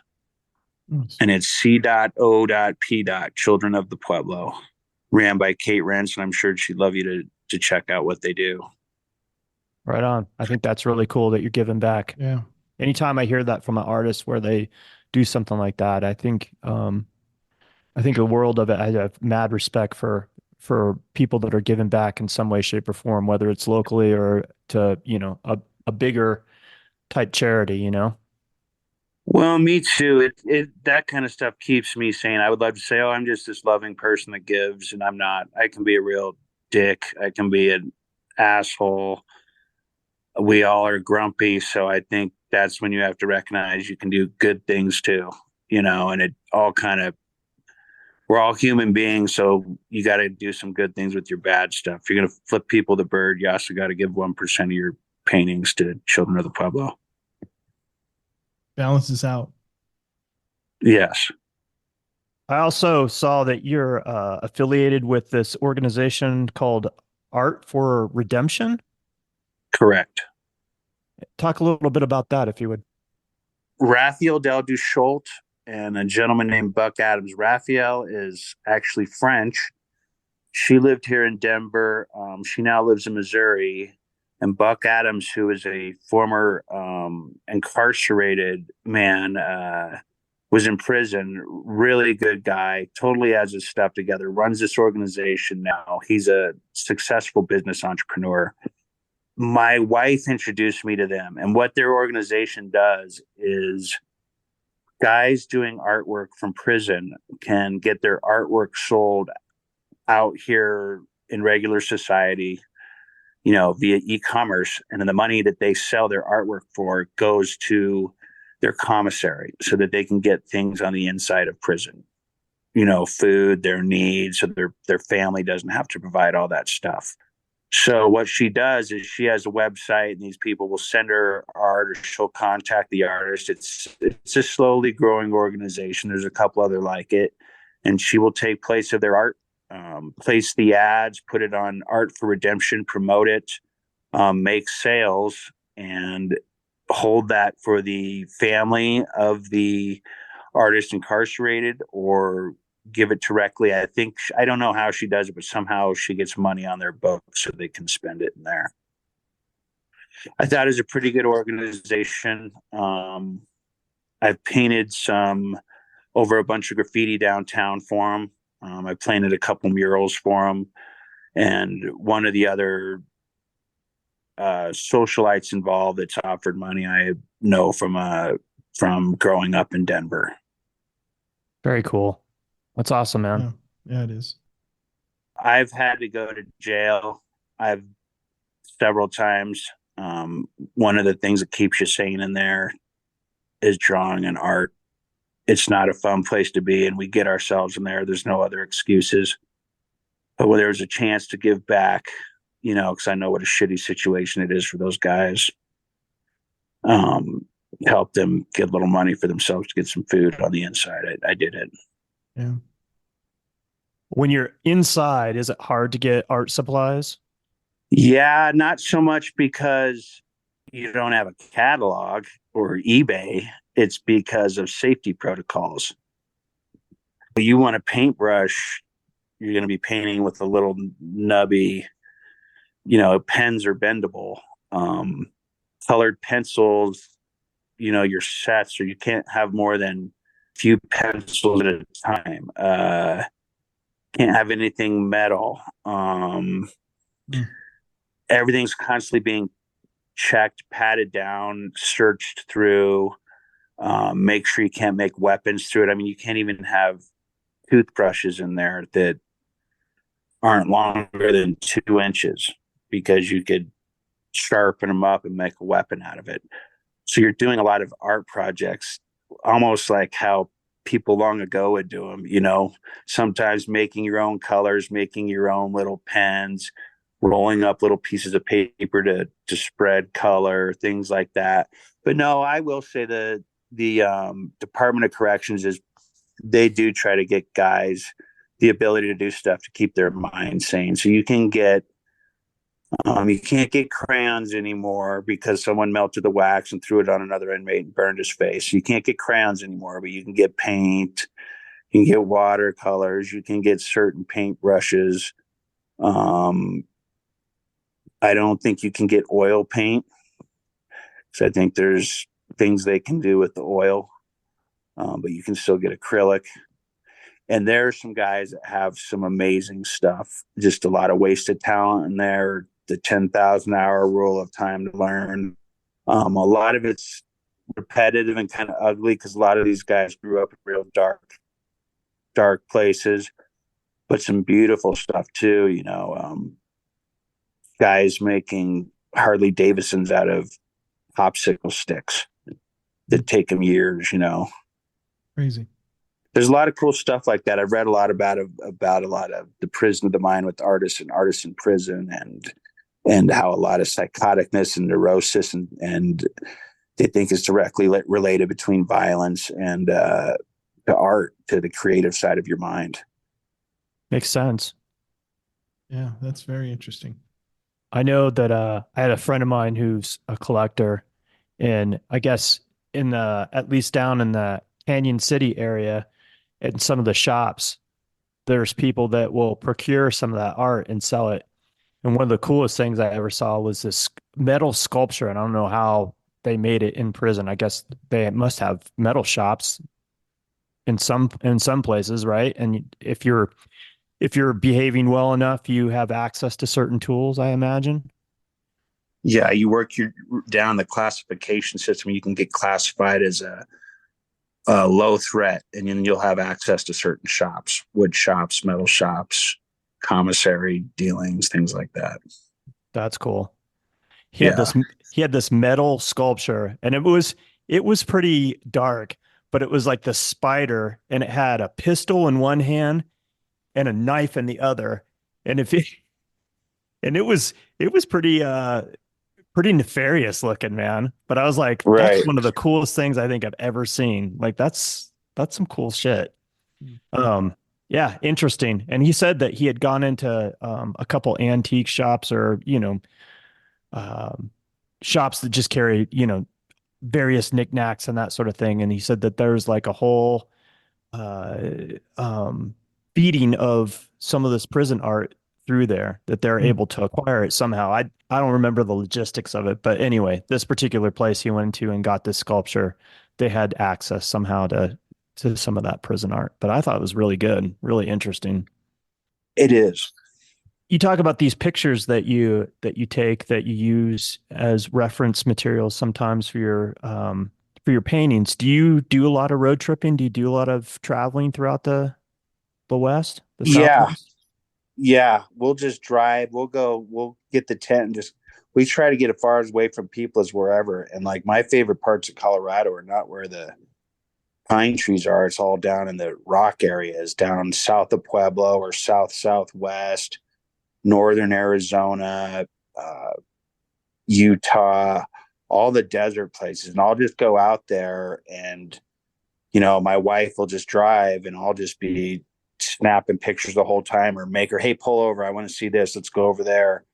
And we'll end up way in back roads in the middle of nowhere. And that's some of the most fun we'll have. All those paintings you see, like that giant sprinkler, that farm sprinkler, that's me sneaking onto someone's property to take a picture of that farm sprinkler. But yeah, all these desert shots, I try to not use anything from a photograph unless it's my photograph. And I'll use reference to look at how light will look or get ideas for how the kind of desert scape I want, or like if I'm painting a moonlit horse, I'll look up, horse at night just so I can see how shadows cast at night and things like that. But everything I do, I try to use my original photography or just whatever comes out from my brain. Like that piece, Train Dead. Yes. So that's an actual picture that I just lied on my back, stuck my feet up by the train, took the picture, and then painted it. And it's supposed to be like, I don't know if the guy got hit by the train or he got shot and he's dead next to the train, or he drank too much whiskey and woke up next to a train again, but he's train dead.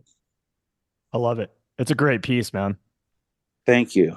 Those are my boots and everything. How do you go about pricing your work? You're supposed to price it per square inch. Like, this is what I price per square inch, and this painting's this big, therefore it equals this much.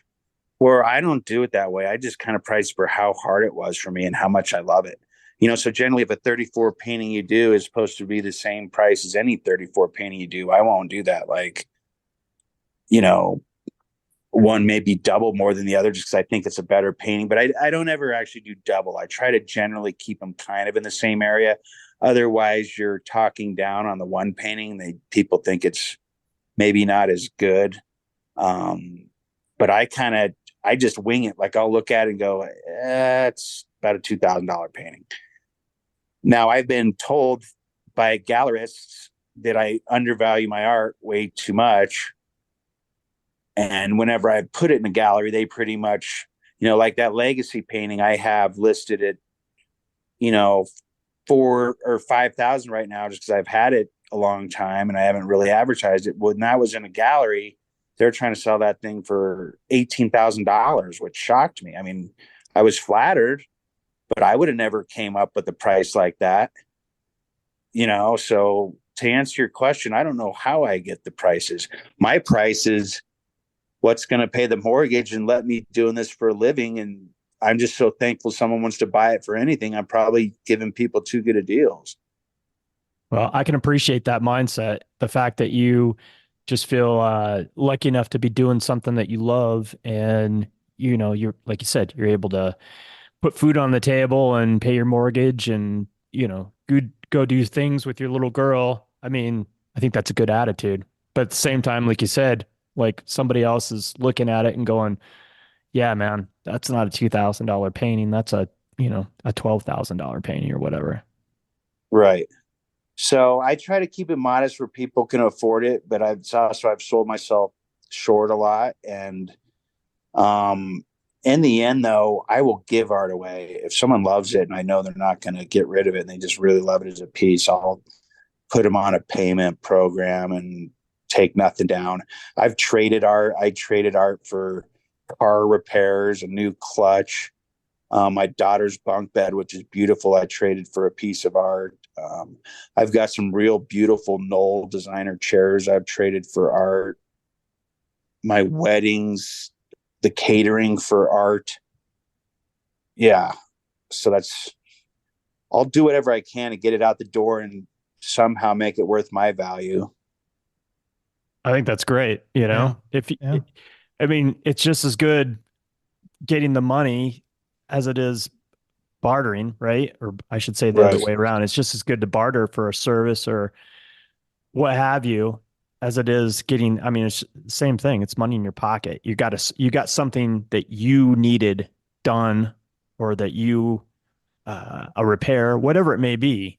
I think that's wonderful. And that, we've talked to a lot of artists that, they'll barter for things, art for a service or whatever. Right. How long have you been involved with Valkyrie Gallery? For only about a year. And it's a great gallery, a great space. It's a beautiful space. And in that Belmar area, I'd like to just see hopefully a lot more people going through there and doing foot traffic through that Belmar area. I agree. I think it's a little bit under the radar, but it's one of the most beautiful spaces. They have impeccable shows, and that collective of artists are top notch. I mean, it's a fantastic gallery. Yeah. I just feel bad that I don't know, that whole shopping center has not kind of gotten the traffic they wanted, I don't think. I think they thought it was going to be the Cherry Creek of Lakewood.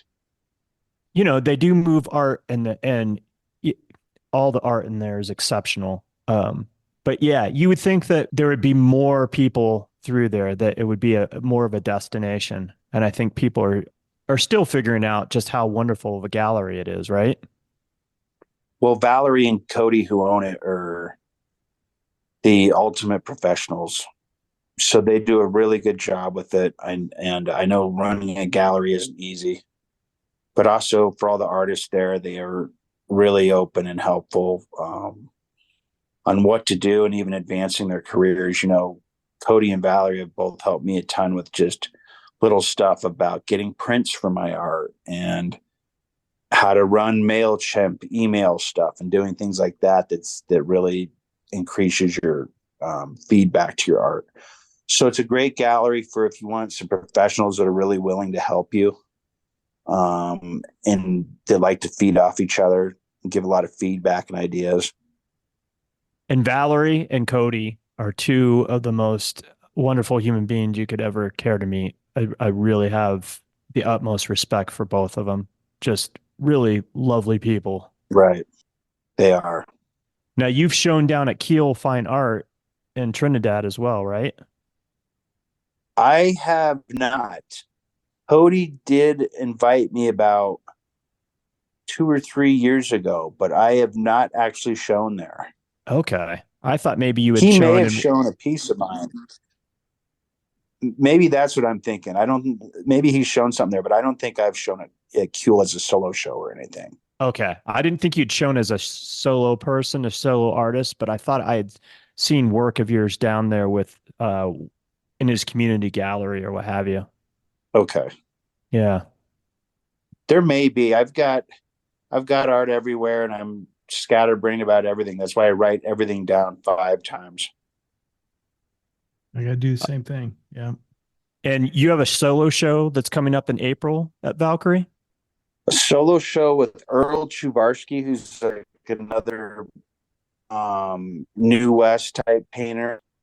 And yeah, I'm nervous about that because I've got a show in Montana a month before that. So if that goes well, I'm going to have a month to come up with all my inventory for a solo show. So I don't know how I'm going to do that, especially because I'm not a fast producer, but it'll be a good problem to have if all my art sells in Montana. Yes. Yeah, right.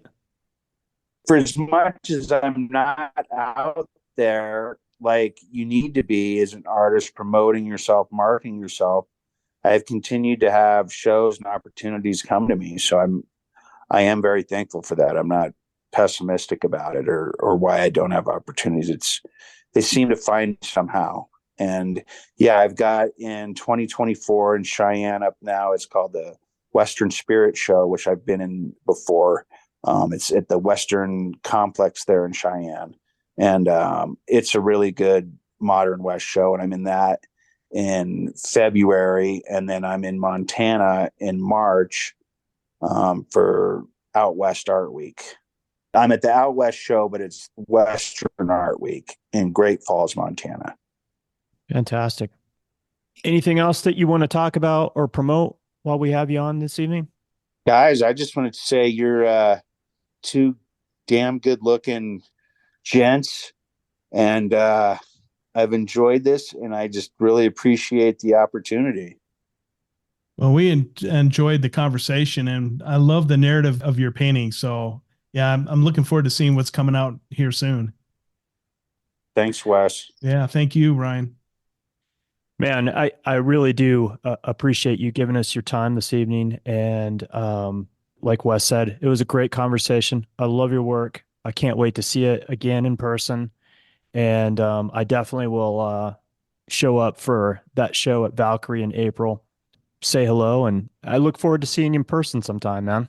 Yeah. I appreciate it. You guys have a safe 2024. Thank you. You too. All right. Remember to follow Ryan on Instagram at Ryan A. Lee Art and check out his fantastic work at his website, RyanAustinLee.com. I will have all this and more in this week's episode notes. For the Tenant Podcast, I'm Todd Pearson. And I'm Wes Brown. Have a great week.